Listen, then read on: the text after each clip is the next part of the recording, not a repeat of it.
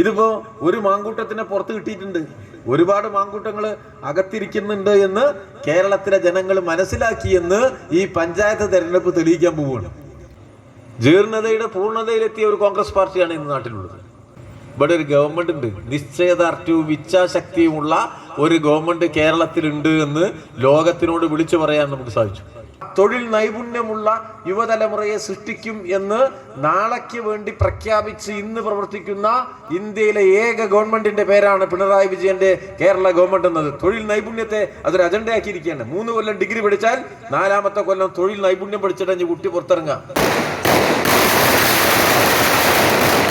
ഈ നാടിന്റെ സമഗ്രമായ വികസനങ്ങൾക്ക് വേണ്ടി കാത്തുവർത്തിരിക്കുന്ന നല്ലവരായ വോട്ടർമാരോട് വിനയ പുരസ്കാരം ഞങ്ങൾ അഭ്യർത്ഥിക്കുകയാണ്. പ്രിയമുള്ളവരെ, ഇടതുപക്ഷ ജനാധിപത്യ വികസന മുന്നണിയുടെ സ്ഥാനാർത്ഥികളെ വൻ ഭൂരിപക്ഷത്തോടുകൂടി വിജയിപ്പിക്കണമേ എന്ന് അഭ്യർത്ഥിച്ചുകൊണ്ടുള്ള LDF-ന്റെ നിലമ്പൂർ മുനിസിപ്പൽ തെരഞ്ഞെടുപ്പ് റാലിയാണ് ഈ വഴിത്താരിയെ തന്നെ മാറ്റിക്കൊണ്ട് ആപാലവൃത്തം ജനങ്ങളുടെ ആശീർവാദങ്ങൾ ഏറ്റുവാങ്ങിക്കൊണ്ട് ഇതുവഴി കടന്നു വരുന്നത്.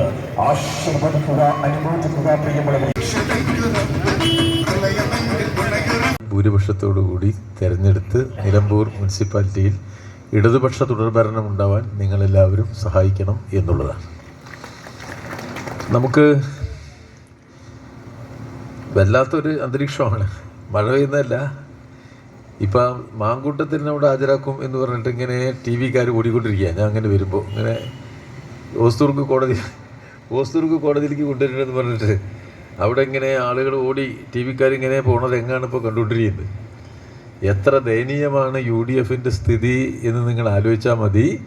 ഒരു 4-5 മാസം മുമ്പ് ഇവിടെ ഉപതെരഞ്ഞെടുപ്പ് നടന്നപ്പോൾ അതിൻ്റെ മുന്നിൽ, ഇതിൻ്റെ തൊട്ട് മുമ്പിൽ ഒരു ജീപ്പിൻ്റെ മേലെ കയറിയിട്ട് എല്ലാ വിഘടനവും കാണിച്ചുകൊണ്ടിരുന്ന ആളാണ് ഇപ്പോൾ ഈ ഓടിക്കൊണ്ടിരിക്കുന്നത്. ആ തെരഞ്ഞെടുപ്പ് കമ്മീഷൻ്റെ ഉദ്യോഗസ്ഥന്മാരെ വെല്ലുവിളിച്ച് നടത്തിയിരുന്ന ആളാണ്. ഏത് തരം കോൺഗ്രസ്സാണ് നമ്മളെ നാട്ടിൽ ഇപ്പോഴുള്ളത് എന്നുള്ളതാണ് ഏറ്റവും പ്രധാനം. ഈ തെരഞ്ഞെടുപ്പ് കഴിഞ്ഞ് നിയമസഭാ തെരഞ്ഞെടുപ്പിലേക്ക് പോകുന്നതിന് മുമ്പ് കോൺഗ്രസിൻ്റെ മുന്നണി തന്നെ കേരളത്തിൽ തകർന്നു വീഴും എന്നതിൻ്റെ സൂചനകളാണ് ഈ രൂപപ്പെട്ടു വരുന്നത്.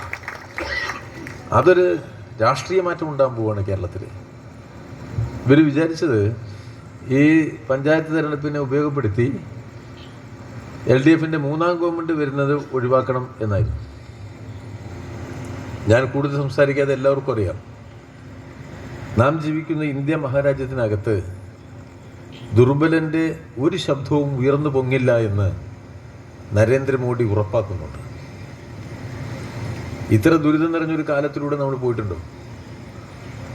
അടിയന്തരാവസ്ഥ കാലത്തുള്ള അവകാശങ്ങൾ പോലും ഇപ്പോഴില്ല. പാവപ്പെട്ട തൊഴിലാളിക്ക് കൂലി ചോദിക്കാൻ പാടില്ല. കൂലി ചോദിച്ചാൽ പിടിച്ചുള്ളിലിടും. കൂലി കൊടുക്കണമെന്ന് യാതൊരു നിർബന്ധവുമില്ല മുതലാളി. തൊഴിലിന് സ്ഥിരതയില്ല, സാമൂഹ്യ സുരക്ഷയില്ല, ഒരവകാശവും ഉറപ്പാക്കുന്നില്ല. വെള്ളക്കാരൻ അനുഭവിച്ചു നൽകിയ അവകാശങ്ങൾ പോലും 1935 ഗവൺമെൻറ് ഓഫ് ഇന്ത്യ ആക്ട്, വെള്ളക്കാരൻ ആദ്യം കൊണ്ടുവന്ന ഏറ്റവും സുഘടിതമായ നിയമമാണ്. അന്ന് രൂപം കൊണ്ട സംസ്ഥാന ഗവൺമെൻറ്റുകൾക്കുള്ള അധികാരം ഇന്ന് നമ്മുടെ സംസ്ഥാന ഗവൺമെൻറ്റുകൾക്ക് ഇല്ലാതാക്കുകയാണ്. അതിദരിദ്രരായ ഇന്ത്യയിൽ ആത്മാഭിമാനത്തോടുകൂടി തല ഉയർത്തിപ്പിടിച്ച് ഒരു അതിദരിദ്രനുമില്ലാത്ത നാടാണ് കേരളം എന്ന് പിണറായി പ്രഖ്യാപിക്കുമ്പോൾ ലോകത്തിന്റെ മുന്നിലെ വിസ്മയമായിട്ടാണ് നമ്മുടെ നാട് മാറിയത്. ലോകമാണ് കേരളത്തിലേക്ക് നോക്കുന്നത്. ഈ സതീശനും രമേശ് ചെന്നിത്തലയ്ക്കും കുഞ്ഞാലിക്കുട്ടിക്കും നമ്മുടെ രാജീവ് ചന്ദ്രശേഖരനും മനസ്സിലാവാത്ത ഒരു ഭാഷയാണത്. അവരുടെ രാഷ്ട്രീയം പാവപ്പെട്ട മനുഷ്യനെ തിരിച്ചറിയുന്ന ഒന്നല്ല. അഗാധമായ സാമ്പത്തിക പ്രതിസന്ധിയാണ് നമ്മുടെ നാട്ടിൽ. ഏറ്റവും വലിയ കേന്ദ്ര അവഗണനയിലൂടെയാണ് കേരളം കടന്നു പോകുന്നത്. ഏറ്റവും കുറവ് കേന്ദ്രവിഹിതം ലഭിക്കുന്ന സംസ്ഥാനങ്ങളിൽ ഒന്നാണിത്. പക്ഷേ അങ്ങനെയാണോ കേരളത്തിലെ സാമൂഹിക ജീവിതത്തെ നാം മുന്നോട്ട് കൊണ്ടുപോകുന്നത്? സാധാരണക്കാരൻ്റെ ജീവിതത്തെ മെച്ചപ്പെടുത്തുക എന്ന് പറഞ്ഞാൽ അതിലേറ്റവും പ്രധാനം നമ്മുടെ നാട്ടിൽ നാളെ പുരോഗതി ഉണ്ടാവാൻ കഴിയുന്ന തരത്തിൽ അടിസ്ഥാന മേഖലയിലേക്ക് പണം നിക്ഷേപിക്കുക എന്നുള്ളതാണ്. കേന്ദ്ര ഗവൺമെൻറ് നിക്ഷേപിക്കുന്നുണ്ടോ? കേന്ദ്രം നിക്ഷേപിക്കുന്നില്ല. എല്ലാം സ്വകാര്യ മുതലാളിമാരെ ഏൽപ്പിച്ചിരിക്കുകയാണ്. കോളേജ് നടത്താൻ പറഞ്ഞാൽ സ്വകാര്യ യൂണിവേഴ്സിറ്റി ഏൽപ്പിക്കുകയാണ്. ആശുപത്രി സംവിധാനങ്ങൾ സ്വകാര്യ മേഖല ഏൽപ്പിക്കുകയാണ്. ഇൻഷുറൻസ് സംവിധാനങ്ങൾ സ്വകാര്യ മേഖല ഏൽപ്പിക്കുകയാണ്. എന്തിനേറെ കാർഷിക ഇൻഷുറൻസ് നടപ്പിലാക്കുന്ന തുകയുടെ 60% അത് നടപ്പിലാക്കുന്ന കോർപ്പറേറ്റ് മുതലാളിയുടെ പോക്കറ്റിലെത്തിയിരിക്കുകയാണ്.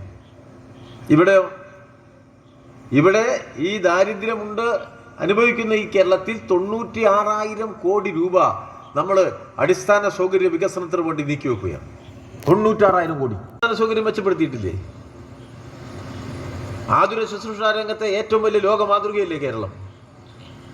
അതിസാധാരണക്കാരൻ്റെ കുട്ടി പഠിക്കുന്ന സ്കൂളിനെ ലോകോത്തര മാതൃകയാക്കി വളർത്തിയിരിക്കുന്ന കേരളത്തിലെ നിങ്ങൾ US-ലോ അല്ലെങ്കിൽ അമേരിക്കയിലോ ഇംഗ്ലണ്ടിലോ ഫ്രാൻസിലോ പോയാൽ സാധാരണക്കാരൻ്റെ കുട്ടിക്ക് പഠിക്കാനുള്ള സ്കൂളുണ്ടോ?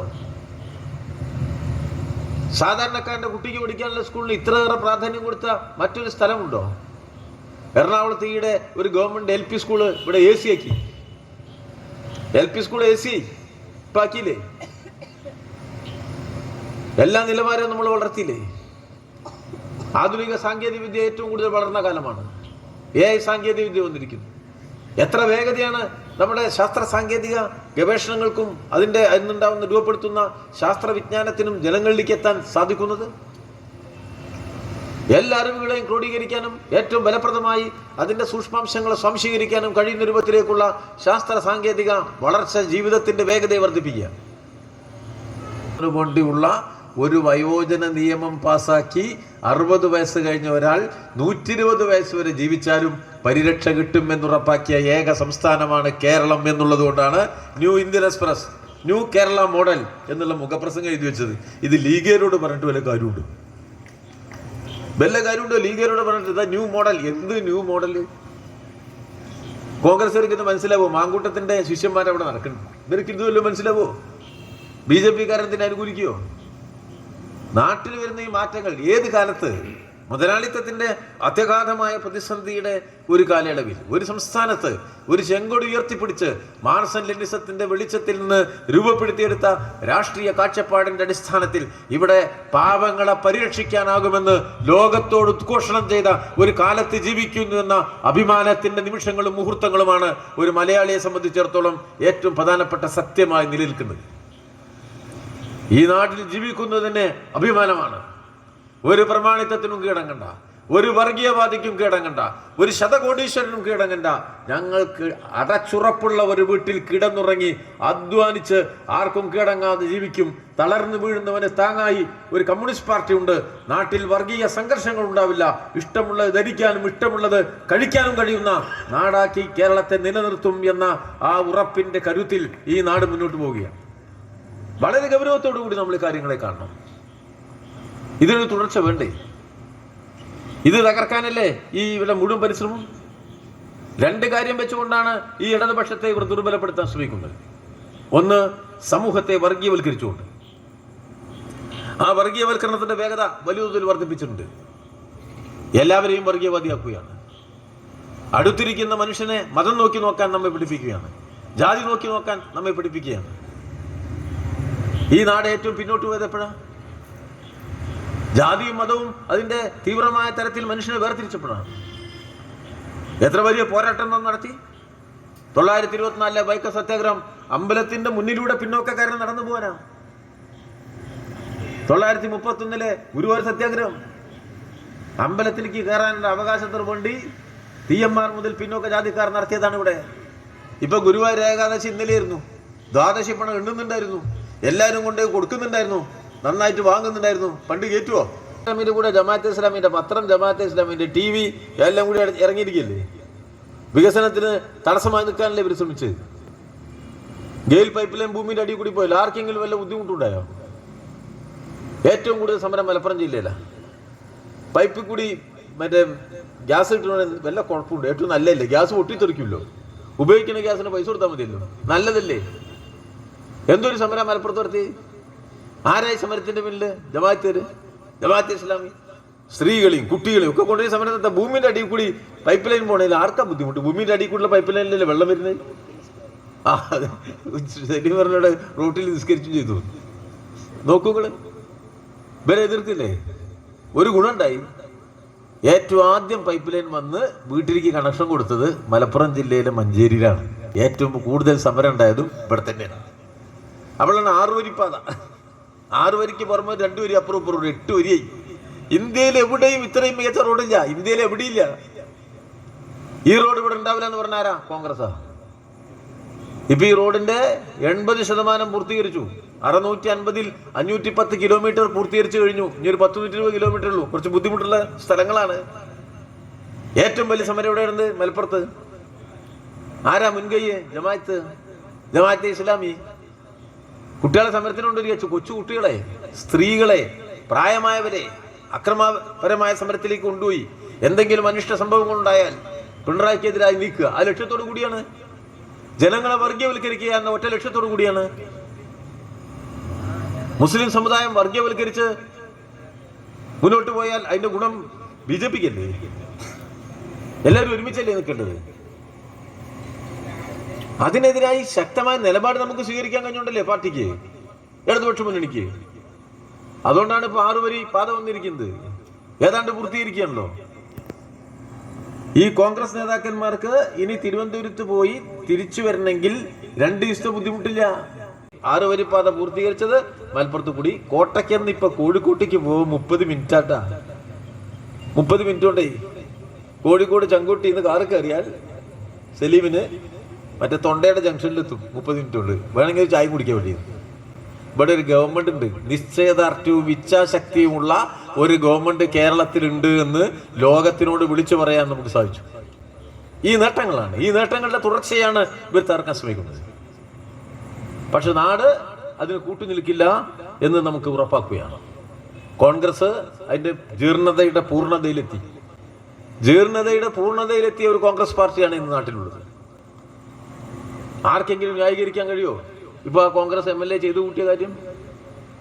ഒരു MLA അങ്ങനെ ചെയ്യുമെന്ന് നമുക്ക് ചിന്തിക്കാൻ കഴിയുമോ? ഒരു MLA ഇങ്ങനെ പെരുമാറും എന്ന് നമുക്ക് ജനപ്രതിനിധി എന്നൊക്കെ പറഞ്ഞ ആരാ? പൊതുപ്രവർത്തകൻ എന്ന് പറഞ്ഞ എന്താ? സാമൂഹ്യ വിരുദ്ധനെ പോലെ ജീവിക്കുന്ന ആളാണോ പൊതുപ്രവർത്തകൻ?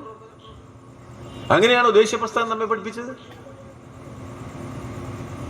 ജീവിതചര്യകളിലെ നന്മകളിലെ പൊതുപ്രവർത്തകന്റെ ഏറ്റവും വലിയ കരുത്ത്. അതിന്റെ ഒരു കണികയില്ലാത്ത ആളുകൾ ഇത്ര ഉയർന്ന സ്ഥാനത്ത് എങ്ങനെ എത്തിച്ചേരുന്നു? അതാണ് നമ്മൾ ചോദിക്കേണ്ടത്. ഇതിപ്പോ ഒരു മാങ്കൂട്ടത്തിനെ പുറത്ത് കിട്ടിയിട്ടുണ്ട്, ഒരുപാട് മാങ്കൂട്ടങ്ങൾ അകത്തിരിക്കുന്നുണ്ട് എന്ന് കേരളത്തിലെ ജനങ്ങൾ മനസ്സിലാക്കിയെന്ന് ഈ പഞ്ചായത്ത് തെരഞ്ഞെടുപ്പ് തെളിയിക്കാൻ പോവുകയാണ്. ആ ജീർണത കോൺഗ്രസിനെ ബാധിച്ചത് ശക്തമായിട്ട് സമൂഹം നിരാകരിക്കും എന്നുള്ളതും ഒരു ഉറപ്പാണ്. ആ നിലയിലേക്ക് ഏറ്റവും കരുത്തുറ്റ ഒരു ജനവിധിയാണ് നമ്മൾ ഈ തെരഞ്ഞെടുപ്പിൽ പ്രതീക്ഷിക്കുന്നത്. പഞ്ചായത്തുകളുടെ, മുനിസിപ്പാലിറ്റികളുടെ, കോർപ്പറേഷനുകളുടെ വേഗതയേറിയ പുരോഗതി ഉണ്ടായ കാലമാണിത്. ഒരു സംശയമില്ല. ഇടതുപക്ഷം നേതൃത്വം നൽകിയ എല്ലാ ഭരണസമിതികളും നല്ല പ്രവർത്തനമാണ് നടത്തിയത്. ഒരു കാര്യങ്ങൾ എല്ലാവരും മനസ്സിലാക്കിക്കൊള്ളണം. പഴയതുപോലെ മുതലാളിത്ത തകർച്ചയുടെ വേറൊരു ഭാഗം എന്താ വെച്ചാൽ എല്ലാ ഉത്തരവാദിത്വവും ആർക്കാ? പഞ്ചായത്തിനാ. പുതിയ കാല ഇപ്പൊ അങ്ങനെ പഴയ മാതിരിയല്ല. 10 ലക്ഷം ചൊക്കിളിപ്പട്ടിയ ഡൽഹിയില്. മനസ്സിലായെങ്കിൽ ഈ പട്ടീനെ പിടിക്കേണ്ട ആളാരാ? കോർപ്പറേഷനാ. മനസ്സിലായെങ്കിൽ റോട്ടിൽ മാലിന്യം വന്നു, നിങ്ങൾ ആരെ വിളിക്കുക? മുനിസിപ്പൽ ചെയർമാനാ. ഉത്തരവാദിത്തം കൂടുകയാണ്. അത് നമ്മൾ മനസ്സിലാക്കേണ്ടത്. ഭരണകൂടത്തിന്റെ പരിമിതികൾ വർദ്ധിക്കുന്ന ഒരു കാലത്ത് മുതലാളിത്തം ദുർബലപ്പെടുമ്പോൾ അധികാരം വികേന്ദ്രീകരിക്കപ്പെടുന്നത് പറയുമ്പോൾ തന്നെ വികേന്ദ്രീകരിക്കപ്പെട്ട അധികാരത്തിന്റെ അളവിൽ, ചുമതലകൾ വർദ്ധിക്കുന്നതിന്റെ അളവിൽ സാമ്പത്തികമായ കരുത്ത് പലപ്പോഴും മുനിസിപ്പാലിറ്റിക്ക് ഉണ്ടാവില്ല. അപ്പൊ മുനിസിപ്പാലിറ്റി ആരെ സഹായിക്കണം? സംസ്ഥാന ഗവൺമെന്റ് സഹായിക്കണം. അത് വെച്ചിട്ടാണ് നമ്മൾ ഈ വികസന പ്രവർത്തനം നടത്തുന്നത്. ആദ്യം കാണുന്ന ജനപ്രതിനിധിയാണ് ആര്? നമ്മൾ MP-നെ എന്നാ കാണുക? 5 കൊല്ലം കൂടുമ്പോഴാണ് കാണുക. പഞ്ചായത്ത് മെമ്പർ എന്നും കാണും. അതുകൊണ്ട് ഇപ്പൊ മത്സരിക്കണമൊക്കെ സൂക്ഷിച്ചോളണം.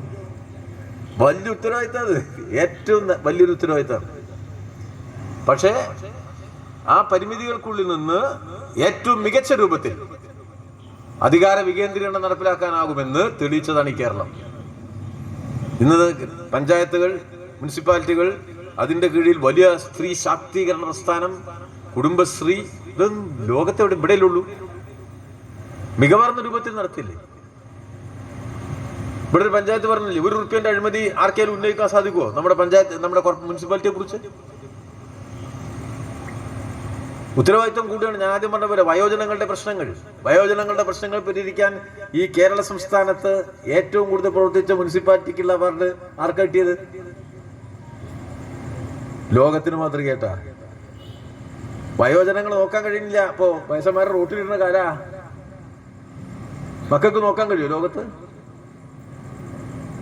വലിയ മുന്നേറ്റം നമുക്ക് ഉണ്ടാക്കാൻ കഴിഞ്ഞൊരു കാലം. അടിസ്ഥാന സൗകര്യ മേഖലയിൽ ഒരുപാട് കാര്യങ്ങൾക്ക് തുടക്കമിടാൻ കഴിഞ്ഞൊരു കാലം, കുറേ കാര്യങ്ങൾ പൂർത്തീകരിക്കാൻ കഴിഞ്ഞൊരു കാലം.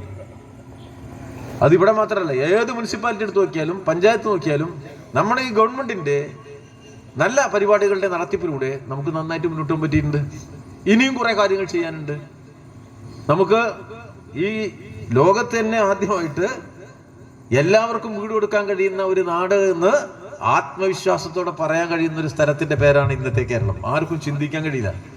96% ആളുകൾക്ക് കിടപ്പാടവും വീടുമുള്ള ലോകത്തിലെ ഏക സ്ഥലത്തിന്റെ പേരാണ് കേരളം. നിങ്ങൾ സംശയിക്കണ്ട. ഇനി ഇവിടുന്നാണ് മുന്നോട്ട് പോവുക. പല പ്രതിസന്ധികളും ഉണ്ടാവും. ആ പ്രതിസന്ധികളെ തരണം ചെയ്യണമെങ്കിൽ കഴിവുള്ള മനുഷ്യൻ ഉണ്ടാവണം. കഴിവുള്ള മനുഷ്യൻ എന്ന് പറഞ്ഞാൽ തൊഴിൽ നൈപുണ്യമുള്ള മനുഷ്യൻ. വെറും തൊഴിൽ ചെയ്യാൻ പ്രാപ്തനായ മനുഷ്യൻ പോരാ. ഇനി AI സാങ്കേതിക വിദ്യയുടെ വരവോട് കൂടിയിട്ട് കമ്പ്യൂട്ടർ പോലും ഇല്ലാതാവാൻ പോവാണ്. കമ്പ്യൂട്ടർ ഇനി പഠിക്കേണ്ടെന്ന് പറയുന്നത്. കമ്പ്യൂട്ടറിന് ആവശ്യമില്ല, ഞങ്ങൾ നോക്കിയാൽ മതി, കാര്യങ്ങൾ അവിടെ നടക്കും. AIനോട് ചോദിച്ചാൽ മതി. AI സാങ്കേതിക വിദ്യ നമുക്ക് ആ നിലയിൽ വളർന്നു നിൽക്കുന്ന ഒരു കാലമാണ്. അപ്പൊ എന്താ സംഭവിക്കുക? തൊഴിലുണ്ടാവില്ല. അപ്പോ 10,000-കണക്കിന് തൊഴിലവസരം, ലക്ഷക്കണക്കിന് തൊഴിലവസരങ്ങൾ ഇല്ലാതാവും നമ്മളിപ്പോ പഠിക്കുന്നത്. എന്നാൽ പിന്നെ മനുഷ്യന് പണി വേണ്ടേ? ഇത് ഒഴിവാക്കാൻ പറ്റുമോ? പറ്റൂല. അപ്പൊ പുതിയ കാലത്തെ അഭിമുഖീകരിക്കാൻ കഴിയുന്ന പ്രാപ്തിയുള്ള ആളുണ്ടാവണമെങ്കിൽ തൊഴിൽ നൈപുണ്യമുള്ള ആളുണ്ടാവണം. ആ തൊഴിൽ നൈപുണ്യമുള്ള യുവതലമുറയെ സൃഷ്ടിക്കും എന്ന് നാളേക്ക് വേണ്ടി പ്രഖ്യാപിച്ച് ഇന്ന് പ്രവർത്തിക്കുന്ന ഇന്ത്യയിലെ ഏക ഗവൺമെന്റിന്റെ പേരാണ് പിണറായി വിജയന്റെ കേരള ഗവൺമെന്റ് എന്നത്. തൊഴിൽ നൈപുണ്യത്തെ അതൊരു അജണ്ടയാക്കിയിരിക്കുകയാണ്. 3 കൊല്ലം ഡിഗ്രി പഠിച്ചാൽ 4ാമത്തെ കൊല്ലം തൊഴിൽ നൈപുണ്യം പഠിച്ചിട്ട് കുട്ടി പുറത്തിറങ്ങുക. പഴയ മാതിരിയല്ല. ഈ മാറ്റത്തിന്റെ വേഗത വർദ്ധിപ്പിക്കലാണ്. ഈ മാറ്റത്തിന്റെ വേഗത, നാട്ടുമ്പുറങ്ങളുടെ വികസനത്തിന്റെ വേഗത, അതിന്റെ പൂർണ്ണതയിൽ എത്തിക്കാൻ കഴിഞ്ഞ ഒരു ദശാബ്ദത്തിന്റെ ഇടതുപക്ഷ ഭരണം കേരളം ആഗ്രഹിക്കുന്നിടത്തേക്ക് നമുക്ക് നടന്നു നീങ്ങാനാകുമെന്ന ആത്മവിശ്വാസം നൽകുകയാണ്. ആ ആത്മവിശ്വാസത്തിന്റെ പൂർണ്ണതയാണ് ഈ വരാൻ പോകുന്ന ദിവസങ്ങളിൽ കേരളം നടത്താൻ പോകുന്നത്. അതിന്റെ ആദ്യ ചുവടാണ് ഈ തദ്ദേശ സ്ഥാപനങ്ങളിലേക്കുള്ള തെരഞ്ഞെടുപ്പിൽ. എനിക്ക് ഉറപ്പിച്ച് പറയാൻ കഴിയുന്ന കാര്യമുണ്ട്, കേരളത്തിലെ മഹാഭൂരിപക്ഷം ഗ്രാമപഞ്ചായത്തുകളും മുനിസിപ്പാലിറ്റികളും കോർപ്പറേഷനും ഇടതുപക്ഷ ജനാധിപത്യ മുന്നണിയാണ് ജയിക്കുക. ആ പട്ടികയിൽ ആദ്യത്തെ പേരുകളിലൊന്നായി നിലമ്പൂര് എന്ന് മാറ്റുമെന്ന് ഉറപ്പുള്ള ദിവസങ്ങളിലൂടെയാണ് നാം കടന്നു പോകുന്നത്. ആ വലിയ മുന്നേറ്റം ഉണ്ടാക്കാൻ നിങ്ങളുടെ സഹായവും പിന്തുണയും ഇടതുപക്ഷ ജനാധിപത്യ മുന്നണിക്ക് നൽകണമെന്നും അതിന്റെ എല്ലാ സ്ഥാനാർത്ഥികളെയും വിജയിപ്പിക്കണമെന്നും വിനയപൂർവ്വം അഭ്യർത്ഥിച്ച് ഞാൻ എൻ്റെ വാക്കുകൾ അവസാനിപ്പിക്കുക. സ്ഥാനാർത്ഥികളുടെ പേരാണ് ഇവിടെ പറയുന്നത്. 1 ആസ്പത്രിക്കുന്ന് പടവട്ടി ബാലകൃഷ്ണൻ, 2 കോലോത്തുമുറി അരുമ Jayakrishnan, 3 ചെറുവത്തുകുന്ന് Majida, school Kunnu Sahira Banu, Charamkulam PV Rabeena, Karimpuzha K Sreedevi, Mayyanthani Najiya Shanavas, Chanthakkunnu Parunthan Noushad, Mukkatta MK Shamna, Vallappuzha PM Basheer, Mummulli K Rasheed, Alungal UK Bindu, Pathippara M Sakkeer, Enanthi VK Saifunneesa, Mankuth VK Manjusha Rajan, Mudeeri P Jamshid, Varambanpotti E Arundas, Payyampalli Bindu Mohan,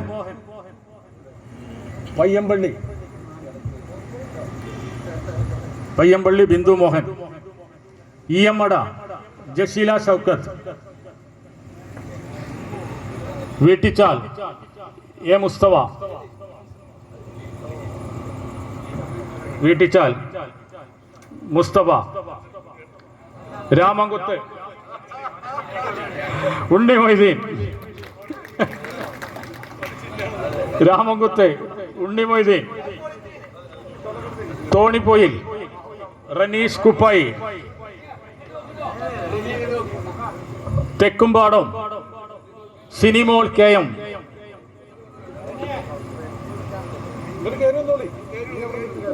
Thekkumpadam Sinimol KM,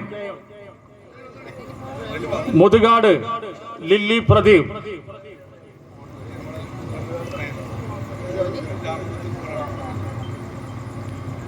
Pottippara K K Raheem. Nedumundamkunnu K Sini. Padikkunnu T K Jamshid. Manalodi P Gopalakrishnan. Iruthampoyil Riyas Kavadan. പട്രാക്ക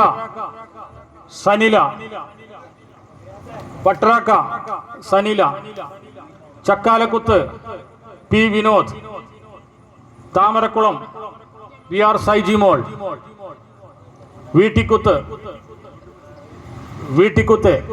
K Swapna. Kallempadam K Vijayan. Kulakkandam Mineesh Kariya. യോഗത്തിന് നന്ദി പറയുന്നു സ്കറിയനെ.